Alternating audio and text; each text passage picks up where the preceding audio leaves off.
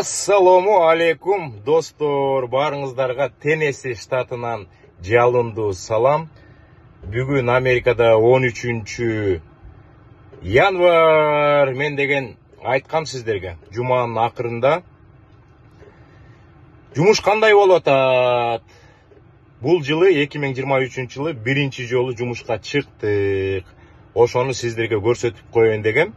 Бирок акыркы жүктү ала элекмин. Азыр мен Теннесси штатынан жүктү түшүрүп атам. Түшүрүп бүткөндөн кийин Джорджия деген штатка ылдый чөбүз дагы. Эртең менен 7-де жүктү алабыз дагы. Мейн деген штатты көздөй жүк алып кетебиз. Ошону кошкондо бир жумада түшкөн, 7 күндө түшкөн пайданы сиздерге көрсөтөм. Миякта деген гросс деп коет. Бир жумада канча суммага жүк алдык. Андан кийин мен расходторун чыгарам. Анан бир жумада канча пайда болгонун сиздерге көрсөтөм, достор. Анда кеттик. Биз 2023 жылы жаңы тетрадь ачып койдук. Ошол жерге эми жума сайын жаза баштайбыз. Достор, мына мен 9 январда жумушту баштадым. Биринчи жүктү өзүңүздөр көрүп аткандай, Агая штатынан Нью-Хэмпшир деген жерге жүк алдык. $2800 850 майл айдадык. Ар бир майлга $3.29 төлөндү. Экинчи жүктү Нью-Хэмпширден алып Мэриленд деген штатка келдик. $1000 төлөндү. 500 майл айдадык. Ар бир майл $2 болду. Мэрилендтен кайра Индианага жүк алдык. 1100-гө 620 майл айдадык. Эң слабый жүк $1.77 болуп калды. Анан деген биз Индианадан Теннессиге жүк алдык $1800. 600 майл айдадык. Ар бир майл $3 болуп калды. Анан Теннесси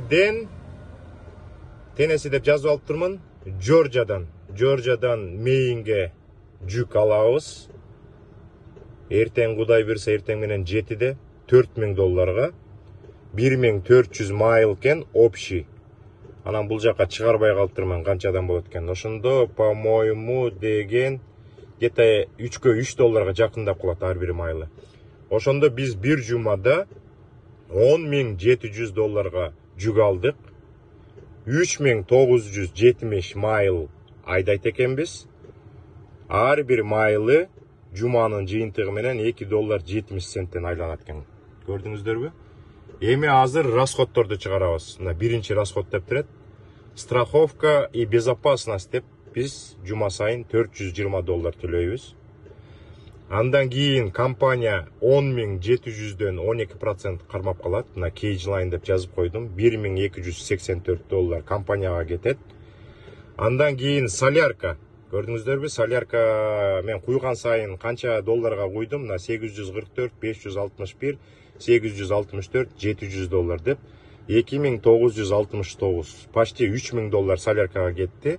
Анан платный жолдорго $4973 болду. Ошондо бир жумада ташылган жүктүн баасы 10,700 болсо, $4973 алганда $5727 таза пайда болот экен дагы. Биз 15 январда понедельник күнү кайра экинчи жуманы иштейбиз дагы, бүтүп коюп үйдү көздөй кетебиз, достор. Ушундай кыскача маалымат болуп калды, достор. Мына тракка кириңиздер, тракта иштеңиздер деп атабыз. Например, жаңы Америкага келген жигиттер азыр өзлөрү машина сатып алып тамак ташып жүрөт. Ошол тамак ташып жүргөн балдардан сурасак, бир айда канча таап атасыңар десек, $5000-$6000 таап атабыз дейт. А тракта иштеп, мына биз бир жумада таза пайдасы $5727 менен чыгып атабыз.